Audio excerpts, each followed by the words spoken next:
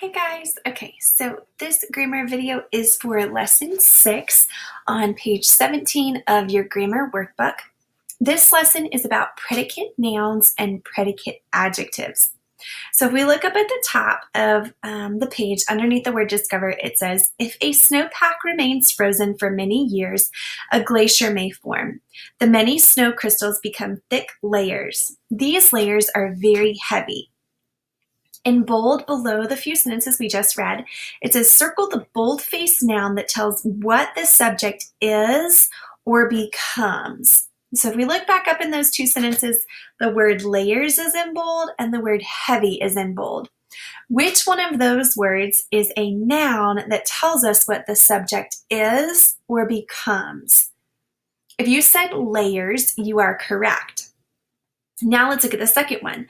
Underline the bold-faced adjective that describes the subject. The bold-faced adjective up in those sentences that describes the subject is heavy. Good job.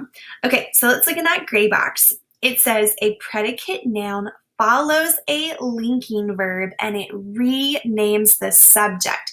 So up there in those sentences that we just read, layers renames many snow crystals. It's a predicate noun. And then a predicate adjective follows a linking verb and it describes the subject. So one of the things that you need to remember, and what makes this so tricky, is that predicate nouns and predicate adjectives are a lot like direct and indirect objects. But instead of going with action verbs, they go with linking verbs. Okay, let's look down at part 1 together. Your directions say draw one line under each bold-faced word that is a predicate noun. Draw 2 lines under each bold-faced word that is a predicate adjective. Circle the linking verb in each sentence. So you've got a lot of directions. Okay, one of the first things that I think you should do to make this activity a little bit easier is identify the subject and the verb. So in number 1, the layers become a mass of solid ice. What is the verb in that sentence? If you said become, you are correct. That is our linking verb. So you're going to circle the linking verb become.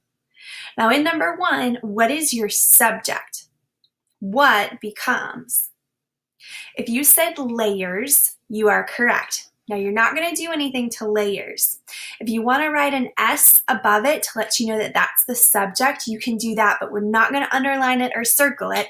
We're just using that as a baby step to help us identify the predicate noun.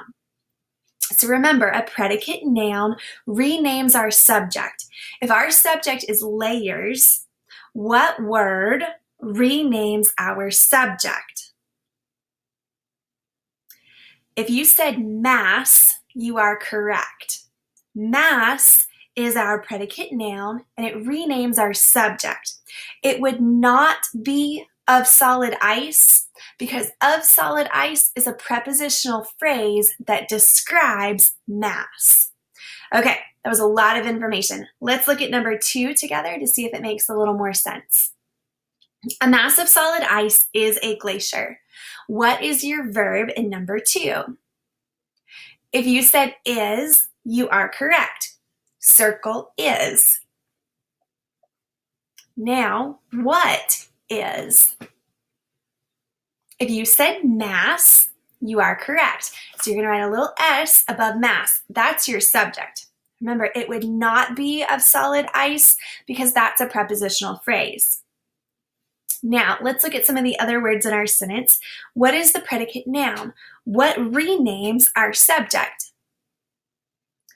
If you said glacier, you are correct. Underline glacier once. Okay, you are going to complete the rest of part 1 at home. Now remember, we only did sentences that have predicate nouns. So if you find a sentence that has a predicate adjective, if it's describing your subject, that's okay. Numbers 1 and 2, they were just focused on predicate nouns. Turn the page over to part 2. You are going to complete numbers 12, 13, 14, and 15. So to recap, you're doing all of part 1, and in part 2, you're doing 12 through 15. In part 2, you're going to be writing a predicate noun or a predicate adjective to complete each sentence. You can use words from the word bank if you would like to, and use an article if it's needed. If you have any questions, feel free to email me. I hope you have a great day at home, and I'll see you guys in class. Bye.